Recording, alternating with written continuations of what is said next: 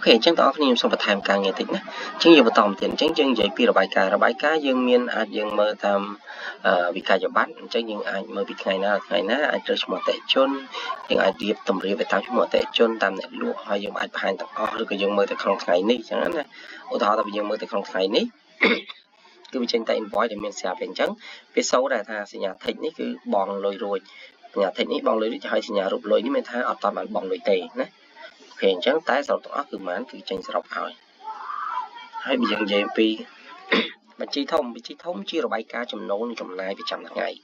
អញ្ចឹងណាអញ្ចឹងឧទាហរណ៍ថាយើងមើលតែថ្ងៃនេះទេយើងថ្ងៃនឹងដល់ថ្ងៃស្អែកអញ្ចឹងយើងមើលថ្ងៃនេះយើងបាច់រើសថ្ងៃក៏បានចិត្តថ្ងៃនេះអញ្ចឹងវានឹងឃើញយើងថ្ងៃនេះយើងលក់បានប៉ុណ្ណឹងតែយកមានទិញចូលទេយើងមើលតែថ្លៃលក់ចាញ់អញ្ចឹងយើងលក់បានប៉ុណ្ណឹងអញ្ចឹងណាយើងលក់បានប៉ុណ្ណឹងហើយចំណាយយើងប៉ុណ្ណេះគឺយើងសរុបទៅឃើញចំណេញបានប៉ុន្មានណា419បានណា561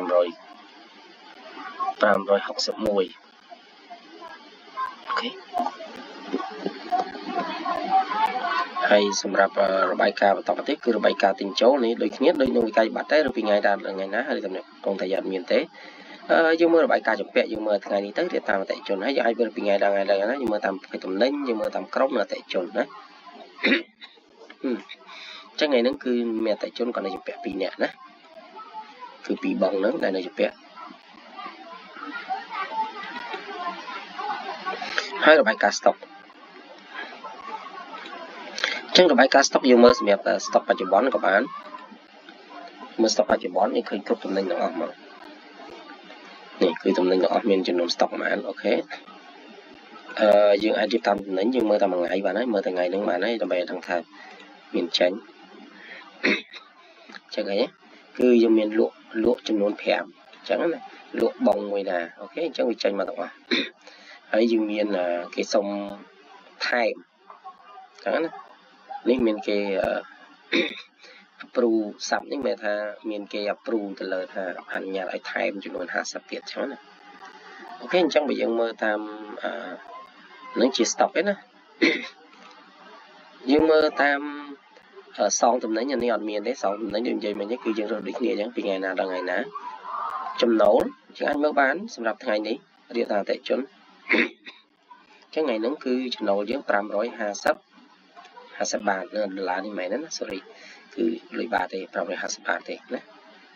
ហើយចំណាយរបស់យើងមើលថ្ងៃនេះដែរអញ្ចឹងគឺមួយថ្ងៃយើងចំណាយហ្នឹងយើងចំណាយ150បាតហើយណាមានលុយរៀលទេច្រឡំពីកាយប័ត្រនេះយកទៅរបាយការណ៍យកទៅទំនិញបានលក់ឃើញអញ្ចឹងគេប្រាប់ឥឡូវទុំគឺលក់បាន1គីឡូថ្លៃលក់មកបានអូខេ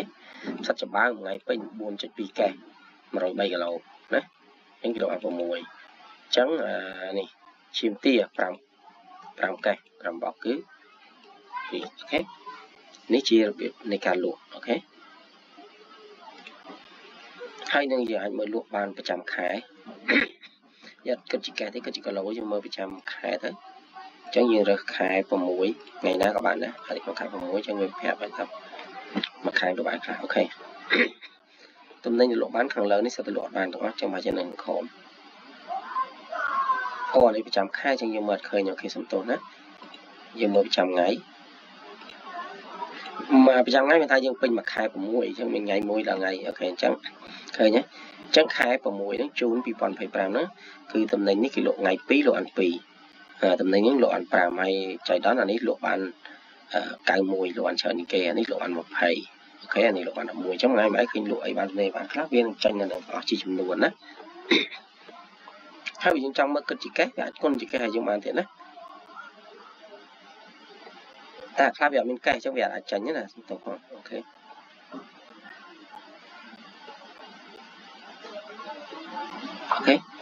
អាហ្នឹងគឺប៉ុណ្ណឹងនេះជារបាយការណ៍ហើយនេះជាធុងសម្រាមនេះគឺជាកន្លែងមួយសម្រាប់ recovery មកវិញឧទាហរណ៍ថាវិក័យប័ត្រនេះបានបងហើយវិក័យប័ត្រនេះមានអ្នកលុបអញ្ចឹងយើងអាចទាញវាមកវិញបានជាកាសស្ដាមនេះមកអញ្ចឹងវិក័យប័ត្រនឹងអាចយកប្រើវិញបាន សងសំណេញមានគេ cancel សងសំណេញប៉ុន្តែយើងអាច recover សងសំណេញវិញណាគេបង់លុយអូខេបង់នេះអាចប្រើបានទេតែយើងមកចំណូលបានឧទាហរណ៍ថ្ងៃនឹងមានចំណូលអត់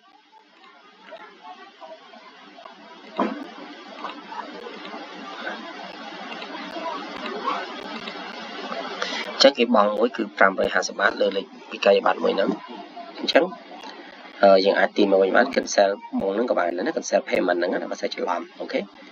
ហើយទិញចូលចំណាយយើងអាចមើលមួយថ្ងៃដែរ16ដល់ថ្ងៃ17មួយថ្ងៃពេញចឹងចុចមើលអូខេចឹងវាអត់មានទេតើមានចំណាយទេហ្នឹងតែតើមានចំណាយđể cancel បើ cancel ចំណាយបានចាញ់អញ្ចឹងណាអូខេចឹងដូចគ្នាអស់ហើយចឹង system យើងខ្ញុំត្រួសបានប៉ុណ្្នឹងចឹងបើទាំងអស់គ្នាគាត់មើលទៅហើយគាត់អាចរៀនប្រើតាមនឹងណាអូខេអរគុណច្រើនបាទជម្រាបលា